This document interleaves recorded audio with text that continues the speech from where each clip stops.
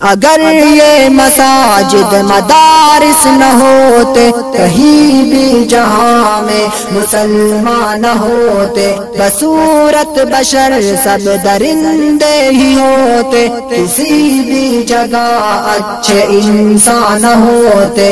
اگر یہ مساجد مدارس نہ ہوتے، کہیں بھی جہاں میں مسلمان نہ ہوتے۔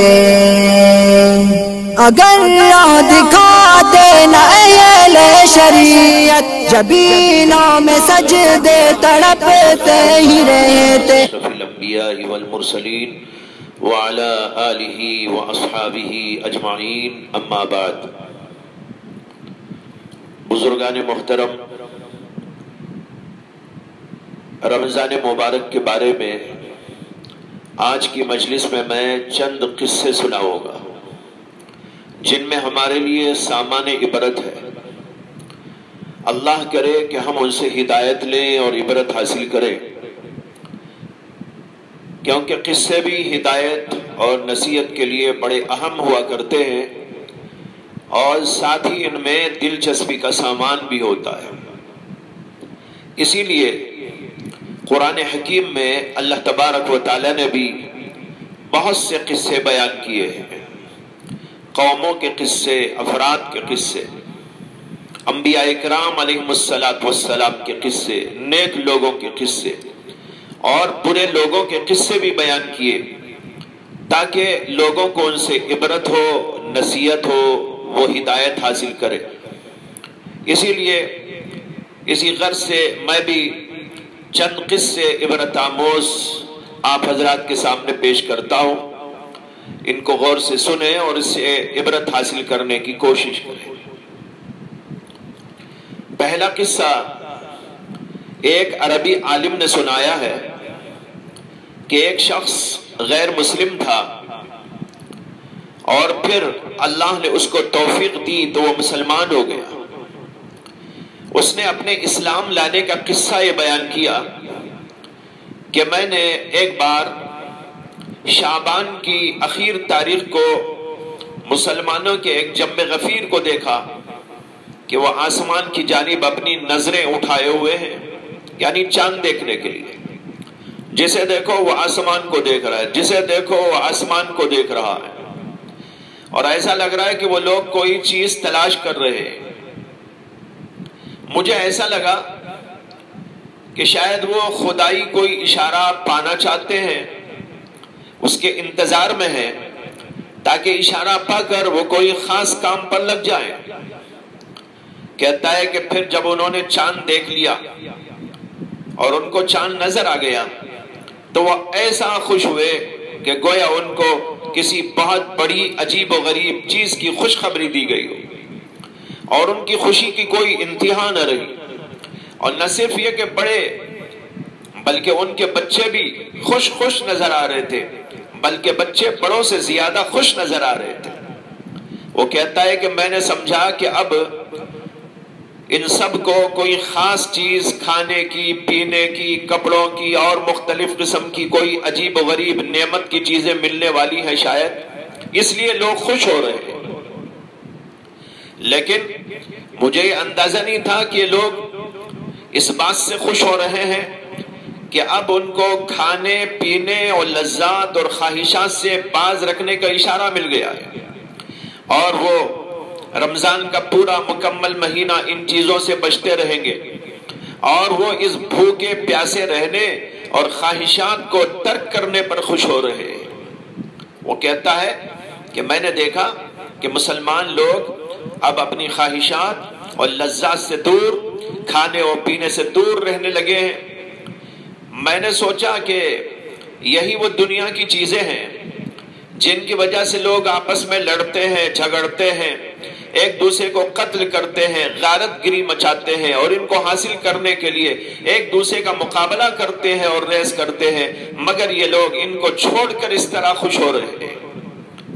کہتا ہے کہ مجھ پر اس کا بڑا اثر ہوا، اور پھر میں نے دیکھا کہ وہ لوگ رات میں عبادت میں اپنے اللہ کے سامنے کھڑے ہو جاتے ہیں اور مناجات کرتے ہیں، تراویح کی نماز دیر دیر تک پڑھ کر مجاہدہ کرتے ہیں۔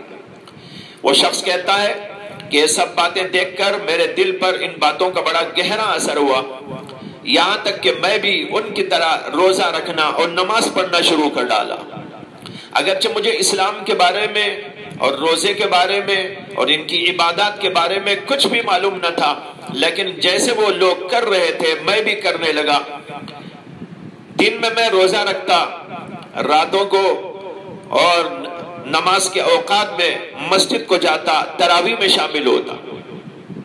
کہتا ہے کہ اس کی وجہ سے مجھے ایک عجیب قسم کا سکون ملا، راحت ملی، جس کا کبھی مجھے پہلے تجربہ نہیں ہوا تھا، اور دل میں ایک عجیب قسم کی لذت محسوس ہونے لگی جو اس سے پہلے کبھی مجھ کو حاصل نہیں تھی۔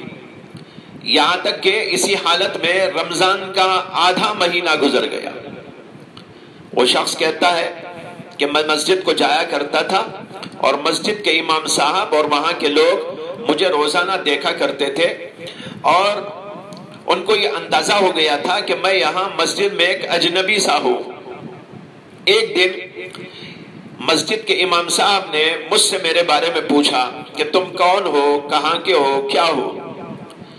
وہ کہتا ہے کہ میں نے ان کو اپنا تمام قصہ سنایا کہ میں تو غیر مسلم ہوں، لیکن مسلمانوں کی ان اداؤں نے مجھ کو مجبور کیا کہ میں بھی روزہ رکھوں، نماز پڑھوں، اس لیے میں روزہ بھی رکھ رہا ہوں اور نمازیں پڑھ رہا ہوں، تراویح میں بھی یہاں شریک ہو رہا ہوں، اور اس کی وجہ بھی یہ بتائی کہ یہ سب کچھ کیوں شروع ہوا اور کیسے ہوا۔ کہتا ہے کہ وہ یہ باتیں سن کر حیرت زدہ ہو گئے، اور مجھ سے انہوں نے کہا کہ تم یہاں نمازیوں کے سامنے اپنا قصہ سناؤ۔ کہتا ہے کہ میں نے یہ قصہ تمام نمازیوں کو سنایا۔ لوگوں نے مجھ سے کہا کہ یہی تو وہ اسلام ہے جس سے تم دور بھاگتے تھے، لیکن اس کی نعمت، اس کے اندر کی برکت تم کو مجبور کر کے یہاں تک لے آئی۔ اب تم اسلام جاننے کی کوشش کرو اور اس کی حقیقت حاصل کرنے کی کوشش کرو۔ پھر ان لوگوں نے مجھے اسلام کی حقیقت سمجھائی، اسلام کے فرامین بتائے، اس کی بنیادی چیزوں کو واضح کیا، یہاں تک کہ میرے دل میں اسلام گھس گیا اور رمضان نے مجھے ایمان تک پہنچا دیا۔ کہتا ہے کہ ان لوگوں نے میرا نام رمضان رکھ دیا، اب میرا نام رمضان ہے۔ رمضان نے یہ عجیب و غریب ایمان عطا فرما دیا۔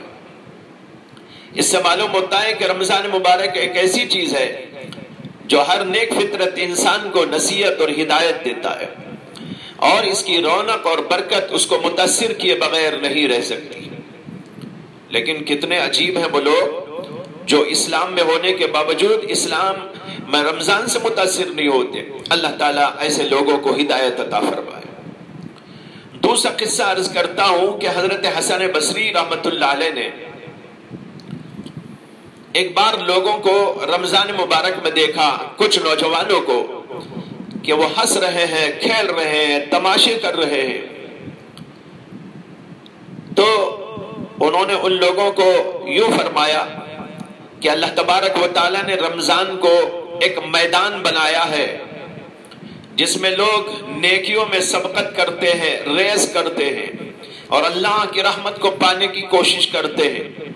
بس جو لوگ آگے بڑھ جاتے ہیں، اللہ کی رحمت کو پا لیتے ہیں اور کامیاب ہو جاتے ہیں، اور کچھ لوگ اپنی سستی اور غفلت کی وجہ سے پیچھے رہ جاتے ہیں اور محروم ہو جاتے ہیں۔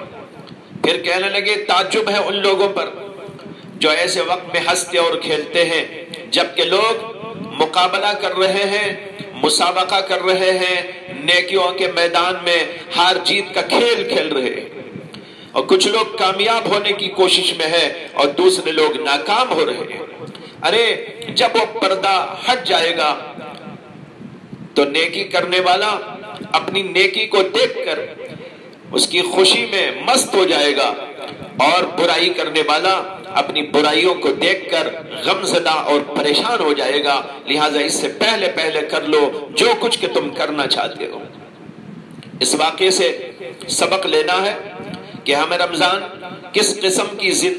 میں کس قسم کی زندگی گزارنا ہے، اور یہ کہ ہنسی مذاق اور کھیل و تفریح نہیں، بلکہ یہ سوچ کر کہ معلوم نہیں کہ اس میدان رمضان میں شہسوار بن کر میں کامیاب ہوں گا یا یہاں کہیں گر پڑوں گا، غفلت کی زندگی میں پڑ جاؤں گا اور ناکام ہو جاؤں گا، یہ سوچ سوچ کر ہر وقت آدمی کو فکر مند رہنا چاہیے۔ تیسرا واقعہ سناتا ہوں، اور یہ بھی بڑا عبرت خیز واقعہ ہے کہ عباسی خلفاء میں سے ایک بڑے دیندار و صالح بادشاہ گزرے ہیں، امیر المؤمنین مہتدی باللہ، جو واثق باللہ کے بیٹے تھے۔ ان کے بارے میں ہاشم بن قاسم کہتے ہیں کہ میں ایک مرتبہ رمضان کی شام میں خلیفہ مہتدی باللہ کے پاس میں حاضر تھا۔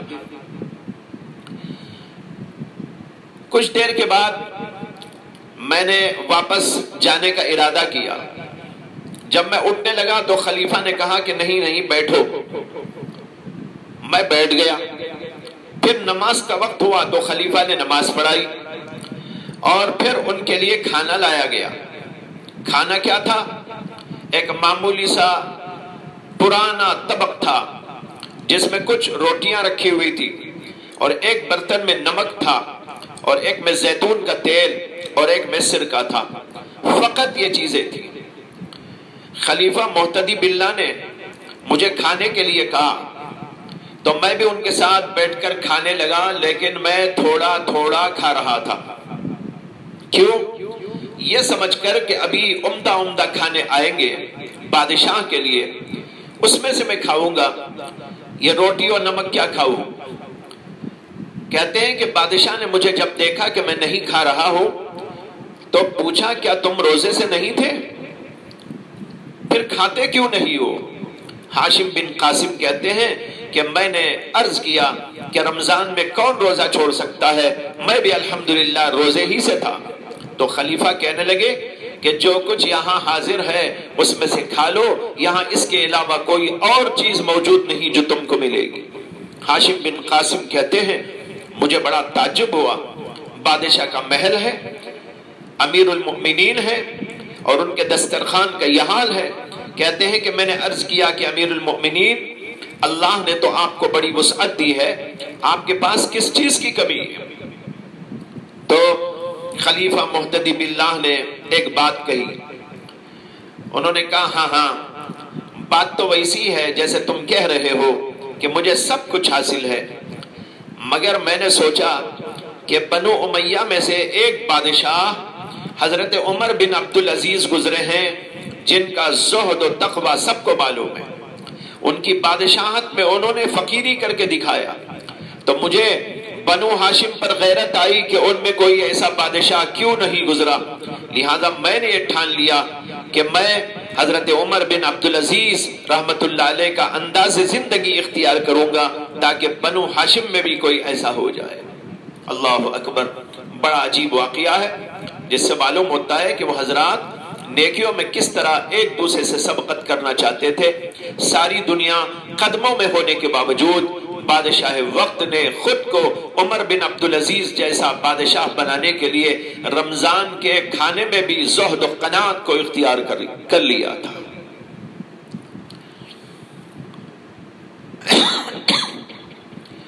چوتھا واقعہ یہ سنانا ہے کہ ایک بار حجاج بن یوسف جو بڑا ظالم بادشاہ گزرا ہے، رمضان مبارک میں کہیں سفر میں تھا کہ اس کے لیے دوپہر کا کھانا لایا گیا۔ حجاج بن یوسف نے اپنے غلاموں اور نوکروں کو حکم دیا کہ یہاں آس پاس میں کوئی بندہ موجود ہو، کوئی آدمی ہو تو اس کو بھی بلا لو تاکہ وہ ہمارے ساتھ کھانا کھا لے۔ دیہات کا علاقہ تھا، گزر رہے تھے سفر میں، وہاں پر ایک دیہاتی لوگوں کو نظر آیا، لوگوں نے اس دیہاتی کو لا کر حجاج بن یوسف کے سامنے پیش کر دیا۔ حجاج بن یوسف نے اس سے کہا کہ ارے عربی کہتے ہیں دیہاتی کو، ارے عربی آ ہمارے ساتھ تو بھی کھانا کھا لے۔ دیہاتی کہنے لگا مجھے تم سے بڑی اور معزز ذات نے دعوت دی تھی اور میں نے اس کی دعوت کو پہلے قبول کر لیا ہے، لہٰذا میں اب تمہاری دعوت قبول نہیں کر سکتا۔ حجاج نے تعجب سے پوچھا کہ وہ کون ہے جو مجھ سے بڑا اور معزز ہے جس کی دعوت تم نے قبول کر لی؟ دیہاتی نے کہا وہ اللہ کی ذات ہے جس نے مجھے رمضان کے روزے کی دعوت دی، لہذا میں نے روزہ رکھ لیا ہے، میں اللہ کا مہمان ہوں، اس لیے میں تمہاری دعوت قبول نہیں کر سکتا۔ حجاج نے کہا ایسے سخت گرمی کے دن میں تم روزہ رکھتے ہو؟ دیہاتی کہنے لگا میں تو اللہ کے فضل سے اس سے بھی زیادہ سخت گرمیوں میں روزہ رکھ لیتا ہوں۔ حجاج کہنے لگا ایسا کرو کہ آج تم روزہ چھوڑ دو، ہمارے ساتھ کھا لو، کل روزہ رکھ لینا۔ دیہاتی نے کہا کیا آپ مجھے کل تک زندگی کی گارنٹی دے سکتے ہیں؟ حجاج نے کہا یہ تو میرے سے نہیں ہو سکتا، اس کا علم تو اللہ کو ہے کہ کون کب تک زندہ رہے گا۔ دیہاتی نے کہا پھر آپ مجھے ایک ایسی بات کیسے کہہ سکتے ہو جس کی کوئی گارنٹی آپ نہیں دے سکتے؟ حجاج نے کہا ارے عربی، کھانا بڑا لذیذ اور اچھا ہے، اس لیے کہہ رہا ہوں کہ کھا لے۔ دیہاتی کہنے لگا خدا کی قسم اس کھانے کو تمہارے پکاتی اور طباخ نے نہیں بلکہ اللہ کی دی ہوئی عافیت نے لذیذ بنایا ہے، اس لیے اللہ کی طرف رجوع کرو، اللہ کے حکم پر چلو۔ اس پر حجاج بے بس ہو گیا اور کہنے لگا کہ میں نے ایسے شخص کو کبھی نہیں دیکھا، پھر اس کو انعام دے کر روانہ کیا۔ سبق لیجئے اس واقعے سے کہ ایک دیہاتی ہونے کے باوجود کس قدر اللہ کا ڈر ہے اس کے دل میں، اور عقل بھی کیسی سلیم اللہ نے اس کو عطا فرمائی تھی۔ پانچواں واقعہ یہ ہے کہ ایک بزرگ گزرے ہیں محمد ابن ابو الفرج، وہ کہتے ہیں کہ مجھے ایک بار رمضان مبارک میں ضرورت معلوم ہوئی کہ ایک باندی کام کاج کے لیے خریدوں۔ میں بازار گیا، وہاں پر ایک باندی نظر آئی جو نہایت نحیف اور کمزور تھی جسم کے لحاظ سے، اور رنگ اس کا فق ہو گیا تھا، زرد پڑ گیا تھا۔ کہتے ہیں کہ میں نے اسی کو اس پر رحم اور کرم کرتے ہوئے اس خیال سے خرید لیا کہ اسی سے کام دھام کرا لیا کروں گا، اور اس کو اپنے گھر لے آیا۔ پھر میں نے اس سے کہا کہ میرے ساتھ یہ بیگ لے کر چل بازار تاکہ رمضان کی ضروریات خرید کے لائے۔ بھائیو، یہ واقعہ غور سے سننے کے قابل ہے اور اس کا پرچار کرنے کے قابل ہے۔ ہر ایک مسلمان کے دل میں اس کو بٹھانے کی ضرورت ہے۔ کہتے ہیں کہ میں نے اس سے کہا کہ چل ہمارے ساتھ بیگ لے کر تاکہ بازار سے رمضان کی ضروریات خرید کے لے آئے۔ وہ تعجب سے کہنے لگی کہ تمہارے ہاں رمضان اب آیا ہے؟ میں تو ایسے لوگوں میں باندی رہ کر آئی ہوں جن کے ہاں سال بھر رمضان ہی رمضان ہوتا ہے۔ اللہ اکبر! وہ کیسے لوگ ہوں گے جن کی زندگی رمضان کی اور غیر رمضان کی یکساں ہوتی تھی؟ کہتی ہے کہ میں ایسے لوگوں میں رہ کر آئی ہوں جن کے ہاں سال بھر رمضان ہی رمضان ہوتا ہے۔ محمد ابن ابو الفرج کہتے ہیں کہ میں سمجھ گیا کہ یہ باندی نیک اور صالح لوگوں میں سے ہے۔ میں اس کو دیکھتا تھا کہ وہ رمضان میں پوری رات نماز میں کھڑی رہتی تھی، یہاں تک کہ جب عید کی رات ہوئی اور صبح میں عید کرنا تھا تو میں نے اس سے کہا کہ چل بازار چلتے ہیں تاکہ عید کا سامان خرید کے لائے۔ تو وہ باندی کہنے لگی ارے میرے آقا، آپ عید کی کون سی ضروریات خریدنا چاہتے ہیں؟ عوام کی ضروریات یا خواص کی ضروریات؟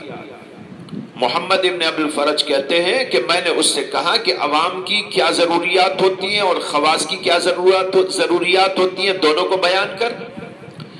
تو وہ باندی کہنے لگی عوام کی ضروریات عید کی کھانا پینا کپڑے لتے یہ ہوتے ہیں، اور خواص کی ضروریات یہ ہے کہ عوام اور لوگوں سے کٹ کر اللہ سے لو لگایا جائے اور اس کی عبادت کے لیے فارغ ہو جائے، اس کے ذکر میں قرآن کی تلاوت میں مشغول رہے۔ محمد ابن ابو الفرج کہتے ہیں کہ میں نے اس سے کہا کہ میں تو کچھ کھانے کی چیزیں غذا کے لیے لانا چاہتا ہوں، خریدنا چاہتا ہوں۔ وہ کہنے لگی کہ کون سا کھانا، کون سی غذا خرید کے لانا چاہتے ہو؟ جسم کا کھانا یا دل کا کھانا؟ جسم کی غذا یا دل کی غذا؟ وہ کہتے ہیں کہ میں نے اس سے کہا کہ دونوں کی تفصیل بیان کر کہ دل کا کھانا کیا ہوتا ہے، جسم کا کھانا کیا؟ اس نے کہا جسم کا کھانا تو تم جانتے ہی ہو، کہنے کی کوئی ضرورت نہیں۔